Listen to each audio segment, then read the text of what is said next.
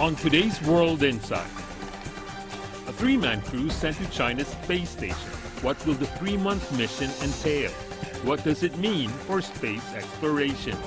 And called a systemic challenge at the NATO Summit, Chinese security pundit sets the record straight on China's defense policy and peaceful growth. Cooperation will prevail over competition, but in the worst case, competition will not slide into confrontation.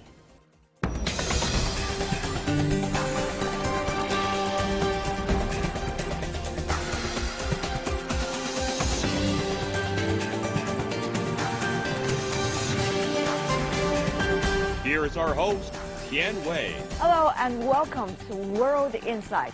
I'm Tian Wei. To infinity and beyond, China's Shenzhou 12 spacecraft blasted off from Jiuquan in northwest China earlier this morning.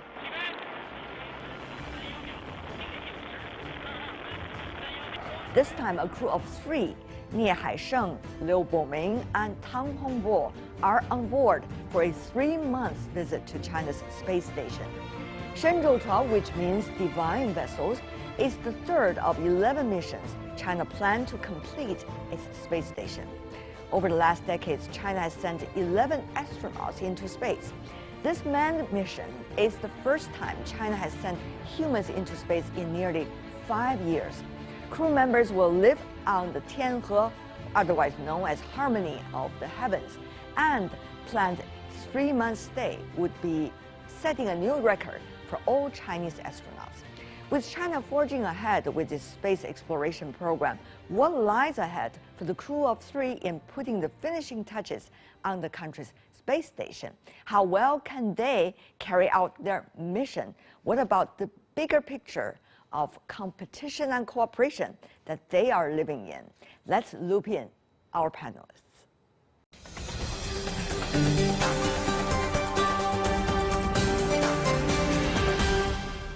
For the latest on Shenzhou 12, in Beijing studio, Xu Yansong, Director General of the Asia Pacific Space Cooperation Organization. Also in Beijing, Zhang Fan, Associate Professor of Astronomy with Beijing Normal University. Last but not least, in Washington, D.C., Dr. Amitabh Ghosh, Chair of the Science Operations Working Group for NASA Mars Exploration Rover Mission. Gentlemen, welcome to the program. Congratulations to China, of course, the 6th manned space mission. At the very beginning, at least, a great success. Mr. Xu, you were sitting in the studio earlier. Yes, I wake up at 4 o'clock, so I have to stay there for the departure of the astronauts and all the way seeing them into space. It was a very exciting and thrilling moment, and it was a very successful mission so far. And we had a good launch of the 3 astronauts into space. Of course, none of them are inexperienced. They are all very experienced, even though some of them have never been on the mission itself, but been in training course. How do you see their capabilities? And what are they likely to be the main missions for this exploration? Well, this astronaut team, there are three of them. One of them is quite veteran. He's 56 years old, and he's already been on the mission for twice. And another gentleman was there once, and including EVA.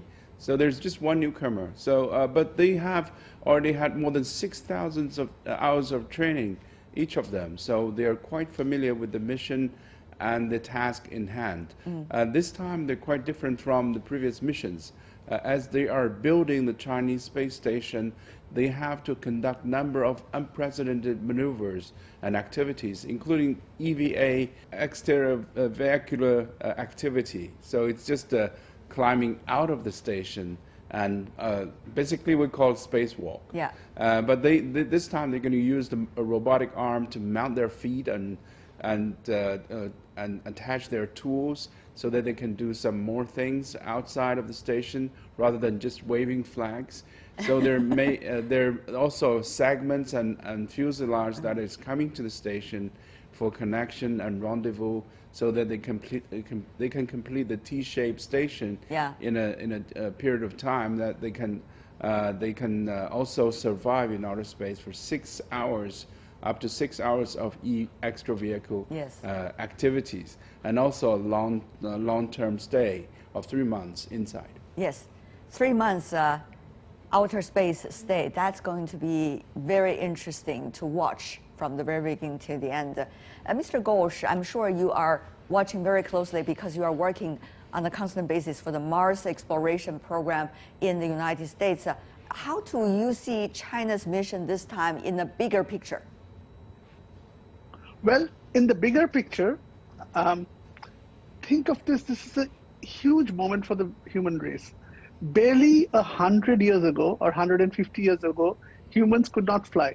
Right now, they're not just flying, they have 2 space stations going around orbit, and this is just the 21st century. And this is just the beginning. There are many more things that multiple countries and private companies have up the sleeve. So to just step back and see what this all means. You know, when you were a child or I was a child, many people dreamt of going to space. You know, being in a spaceship and flying through a galaxy and flying through the planets. And what we are doing here is, see, the human body and the human mind is not acclimatized to space. The human body fights with gravity every second we are on Earth. On the space station, there is none. In space, there is none. And that is a huge deal. So our muscles fail, our bones lose calcium. And the other thing is humans are very social creatures. And in space, it is very, very lonely. And so our mind also has to hold up. So you can think of the space station as a platform to make this happen. So that we can learn how to live in space so that we can take on much longer journeys to Mars and beyond. So I think overall, from the perspective of the human race, this is a huge moment. But what about cooperation or competition or even rivalry? Well, that is already becoming some kinds of a reality today. Mr. Ghosh, how do you see this step in terms of that direction? So it is very tough to evaluate that. So there will always be some geopolitics and that will preclude or encourage cooperation. But one thing, perhaps some nations like the United States are at a different developmental stage in space exploration.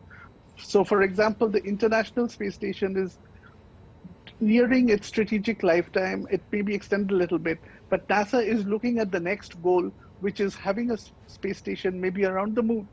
And the other big goal is to actually land humans on the moon in 2 or 3 years.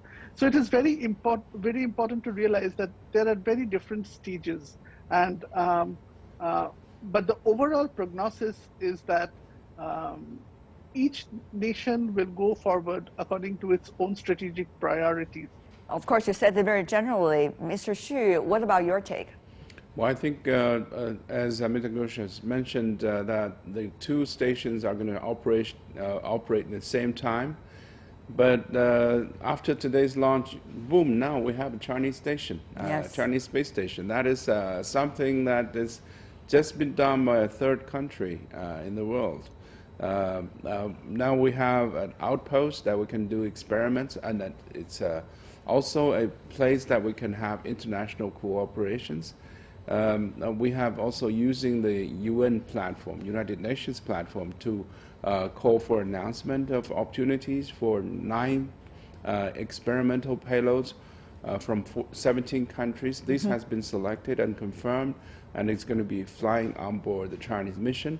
We also have astronauts from different nations, including European countries, that are learning Chinese and ready to go to the station speaking Chinese to the astronauts. So there are many things ongoing. I think, and the space station is a very first step to more ambitious projects like boots on moon. I think that was a U.S. goal for 2024. But also, but China is taking this step-by-step approach, including its good economy. Well, you have to have a sound economy to develop a good space program. Right. So that is what we're basing our space program on. Mr. Jiang, Professor, of course, your research about the general idea of astronomy. How do you see the latest step? Right. So I think having a space station, in particular at this stage of technological advancement, is actually quite interesting. Although Dr. Gosh mentioned that U.S. is moving on to greater goals further away, the low Earth orbit is actually becoming very interesting because there's something called microgravity, low gravity manufacturing. So when there's no gravity trying to pull stuff down all the time, materials behave quite differently. Just imagine trying to glue two things together, and right. the adhesive doesn't run and splatter because of gravity. You can make pretty, for example, pure optics fibers that you can use for quantum communications. And also you can do medicine because cell growth, for example, cancer or stem cell growth, behave differently in microgravity. And now with commercial sector coming up, with the launching vehicles becoming cheaper, there is a real chance of actually beginning to reap profits from low Earth orbit. So having a well-established, sprawling research facility, I think, although it's later than the International Space Station, it is happening at the correct time, in my opinion. Now, what is very interesting is how do countries look at their priorities? Now I want to go to Mr. Xu about that. Now the U.S. is looking at putting boots on the moon as the priority, and also its Mars program as the priority. How is China seeing its own priority? Well, I think the Chinese space program is developed in a step-by-step basis. We always challenge new technologies with every mission, but we also have a redundancy or backup plan for each of the missions. For example, we have a lunar mission that is a three-step completion. What we call it orbiting, landing, and sample return missions. All of the three steps have been completed. And also we have a manned mission that is based on our capability to access to space, including rocket technologies. The delay of the station construction was largely due to the fault of the launch vehicle that we had a hiccup a couple of years back. But we made all the corrections, and everything is back on track for the Long March family, especially Long March 5, right, which is the working horse for putting the station to orbit. So a robotic lunar programs in combination with the human low Earth orbit projects will eventually meet up. This parallel will cross in a point where we can land a man to the moon or even beyond. But one of the things people want to ask is about what about cooperation? You know, is there any slight chance of China-U.S. cooperation? Well, I think cooperation is always very important in space explorations. We always say that alone you can go fast, but together you travel further. So with the cooperation with the Russian Federation, we had a good history. This can go back 50 years back. And the space program from China is more largely based on the Russian space capabilities and competence. Of course, after a period of time, we had our own indigenous development programs and projects. The cooperation with the EU and European Space Agency also goes back quite a long time, but that was because ESA, what we call European Space Agency, called ESA, is largely inclined to space science projects and exploration projects. And they also have their own independent access to space, like the Ariane 5 family launch vehicle. So the cooperation with EU, with ESA, was largely inclined to telemetry tracking and control, as well as space science missions, like the Double Star programs, like the SMILE programs, and many other science missions. But the cooperation with U.S. has been, it's on and off. It's Yes. similar to a, let's say, it's like a marriage. You know, you sometimes you quarrel, sometimes you fight, and sometimes you get together. So That's a turbulent marriage, one would say. but there's always a opportunity to cooperate. Even in this time frame, there's a number of bans that stops us from cooperating with the U.S. Number of legislations like the Wolf Amendment and many others that stops the agency-to-agency cooperation or intergovernmental cooperation. But we do have communication channels, and we have multilateral forums, and we have science that they can cooperate with the Chinese Academy of Sciences. So many things that can still go between China and U.S. for space cooperations, in particular less sensitive areas like exploration and science missions. I see. Dr. Ghosh, on that point, you want to also take it? One of the very important things is whether cooperation is required. Is there something that the US needs that China has, and vice versa, right? I think that also is something that perhaps needs to be focused on.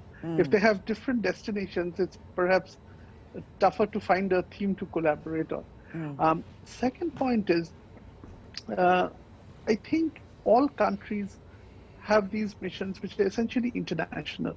So for example, United Arab Emirates launched a mission, and the collaborator was the US.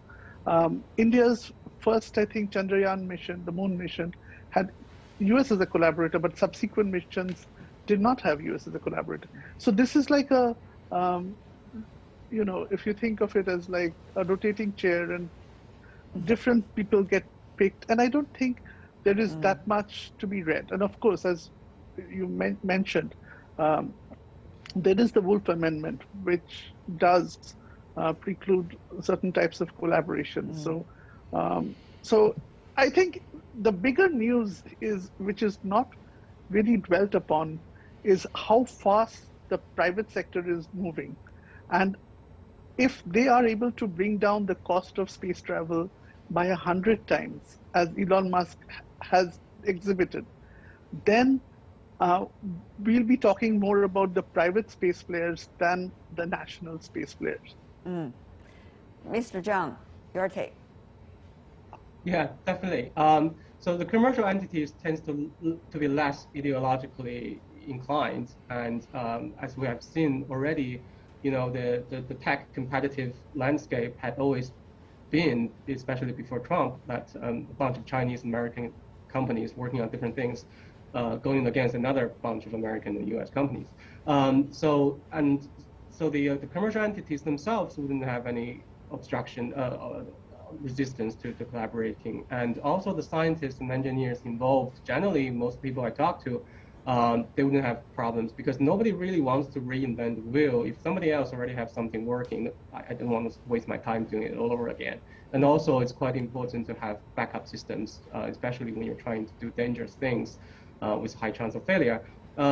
And then the political interference, especially in the U.S., I guess commercial entities, they can manage that through lobbying and other means. So the commercialization space, I think, will actually open up a new door for collaborating. Well, should we be that optimistic? I'm not sure, but certainly there's a very vibrant private sector involvement, both in the United States and now increasingly also in China. Mr. Xu, Jeff Bezos and also Elon Musk both have demonstrated their tremendous interest in the outer space exploration. How is China, which stage is China's commercial outer space exploration?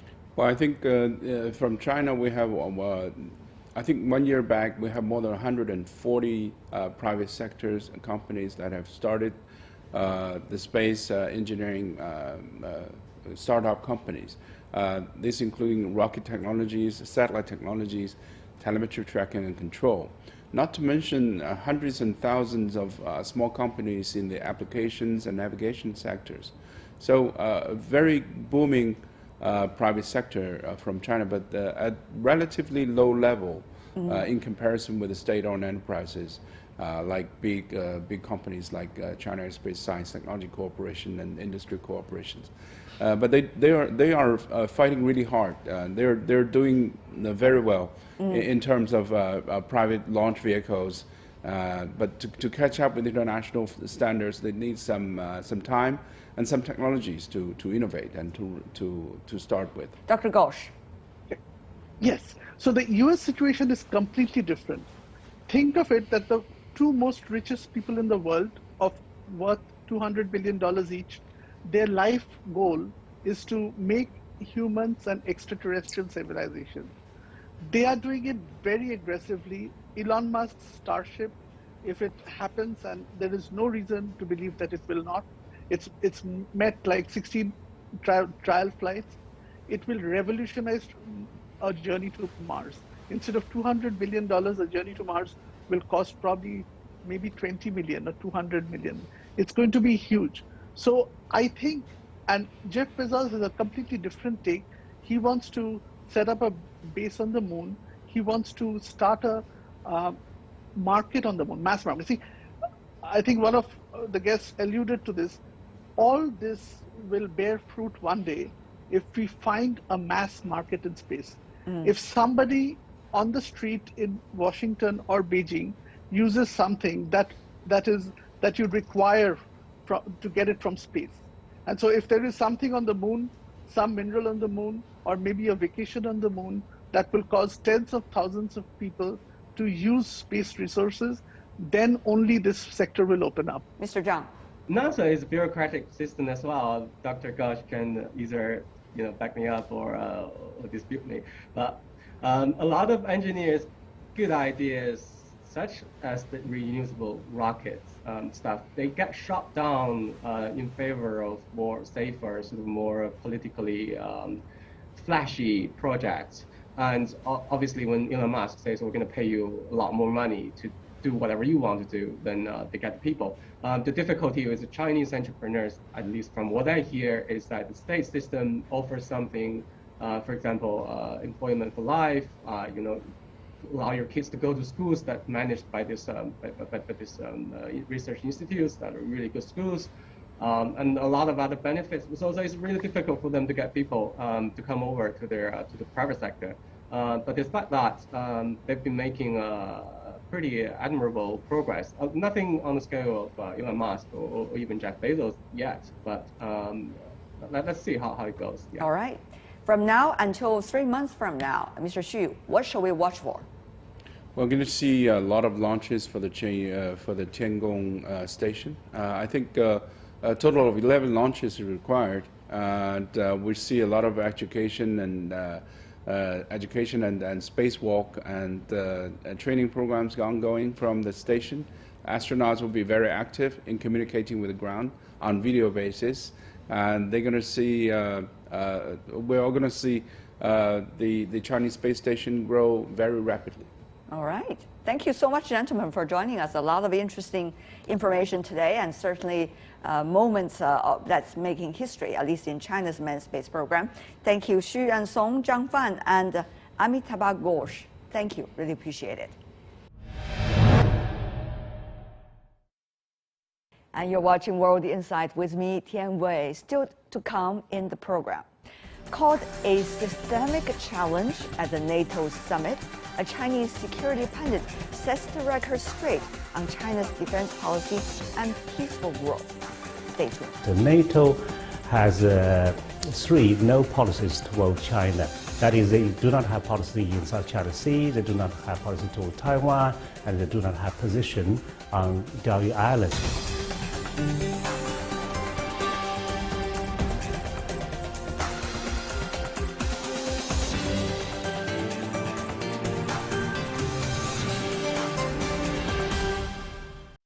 Welcome back. This is World Insight, and I'm Tian Wei.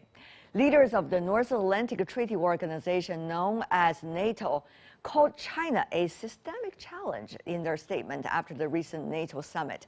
Many say the tough words against China were a result of U.S. President Joe Biden rallying allies to counter China's growing global influence.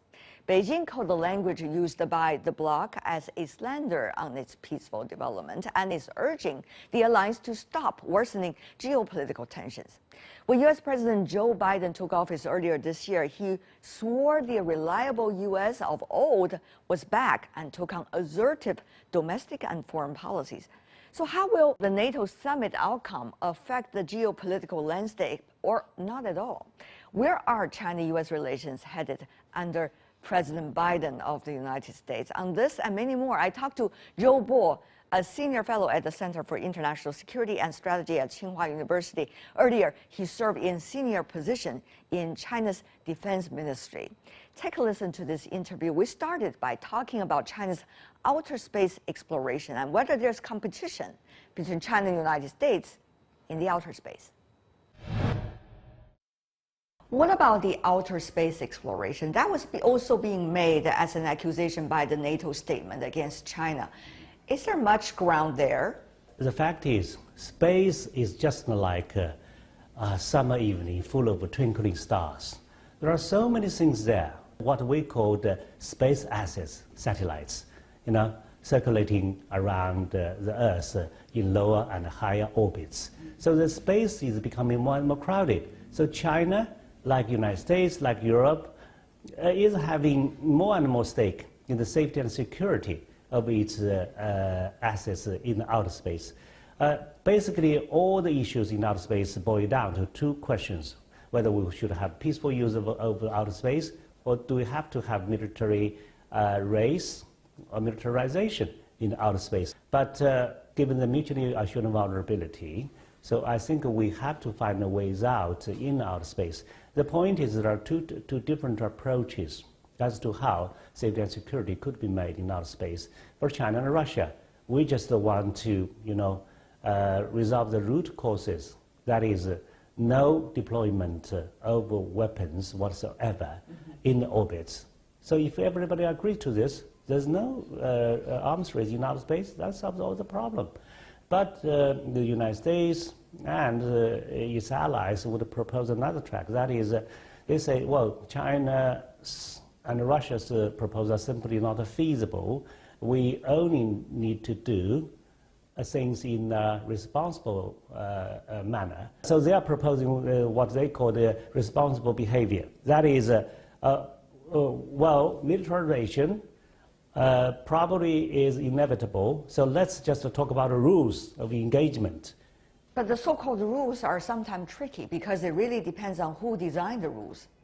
Well, the rules have to be designed collectively. So right now, given the stark difference in China-Russia's position and those of United States and Europe, it's difficult for us to reach agreements. But what I need to say is China's and Russia's proposal, in fact, is very much popular in UN. Because for developing countries, of course, it's so simple to see if all the major powers agree, do not deploy weapons in outer space, then it solves the problem. And it should be easier than denuclearization. I think there is a genuine worry about the U.S. motives in terms of outer space activities, because the United States have actually established a space force. And the Defense Secretary Austin made it clear that this is an arena of great power competition. And they ask for alliance in outer space. So the motivation and the practice are self-evident. And we in China, of course, would have to be prepared as well. The number of nuclear warheads has been this time put into the NATO statement, suggesting China as a potential threat. But as you know, Senior Colonel Zhou, everybody else knows also, the number that China has in terms of nuclear warheads much smaller than that of the United States and, of course, also of NATO. How do you see these accusations? Well, China's nuclear policy actually has been most consistent from day one after nuclear devices was exploded in the 1960s. So we just want our nuclear arsenal to be small and efficient. that means that we should have a credible second strike capabilities. So China's nuclear weapons, of course, also need modernization, but in terms of quantity, they cannot be compared at all with those of the United States and Russia. So China's nuclear warheads should not be a big concern. Of course, China wants nuclear modernization as well, but so what, right? Yeah, so the attempt for the United States to ask China, Russia, and the effort of the United States asking China and Russia to have a joint reduction of nuclear weapons. As I have written in one of my opinions, this is just like one fat man asking a lean man to go on diet together. Could you afford to do that? Yeah. And we do not even know whether the fat man will go on diet eventually or not, right? Yeah. That's interesting. Whether it's nuclear weapon race or outer space race or accusations later found as groundless between the two parties toward one another during the earlier Cold War. Are we on the brink of a Cold War between China, United States, China, and U.S. allies? Well, although no one said that we are entering another Cold War, but I think things, unfortunately, are moving in that direction. Even if this relationship has some kind of competitive elements, we still could cooperate. And it is my sincere hope that cooperation will prevail over competition, but in the worst case, competition will not slide into confrontation. With the meeting between the U.S. president and the Russian president, even though nobody is expecting much to happen during one meeting, are we going to see a tipping off balance in this interesting trilateral, some term as, relationship? Well, some people still talk about this trilateral or triangle relationship, but I don't believe it's quite a situation like that now, because things are really moving in different directions. In terms of China's relationship with Russia, of course, we are having the best possible relationship until now. And militarily speaking, China and Russia are not only doing joint exercises, they also have some strategic joint approaches. For example, the joint patrols by bombers. This is not military exercise, and we have done it. And we probably will continue to do it in the future. So, but this kind of pressure from the West is not warranted, and it would naturally invite a response by China and Russia, probably some kind of joint response by China and Russia. I used to say that China and Russia are not allies, right? They're not allies, but they're just, that means that's like two lines in parallel. No matter how close they will not overlap, yeah? But how about if they keep moving toward each other, especially driven by the external force? So they will just get closer and closer. In an earlier interview by the Russian president with the U.S. media, he talked about how Russia sees the rise of China. Shall we take a look at it? We have been working and will continue to work with China, which applies to all kinds of programs, including exploring deep space. And I think there's nothing but positive information here. Frankly, I don't see any contradictions here. What is your response to his words? I think at the government level, the relationship is very good. And it's not only at the government level. We have to look at the strategic interest of the two sides. Right now, I would say the two sides really overlap to a great extent. Using the reference of the latest result and statement of the NATO Summit this time, would that help us to clarify which stage are we in? Actually, that gives me some worries because we seem to be moving in that direction. The point is, if you compare the statement of this year with that of last year, you would find a major difference. The difference is, even in last year and previous year's statement, NATO talks about opportunities and challenges with China, But this year, they call China systematic challenge and has a place definitely challenge in front of opportunities. So why such a sea change? I would say it has a lot of things to do with American administration since Trump administration. Actually, NATO wasn't so concerned with China before Trump administration, but the former Secretary of State Pompeo has asked NATO to prepare for this kind of competition, strategic competition with China. Of course, the United States would like to have NATO on its side if it enters great power competition with China. Interestingly, probably in the same logic, China this time also reacted to the NATO statement talking about China as a systemic challenge. China said through various channels that China will not sit still if it is really treating China as a systemic challenge. What does that mean? Well, I personally feel very sad to hear such remarks from NATO, in that I personally was involved in bilateral relationship with NATO when I was in the Ministry of National Defense.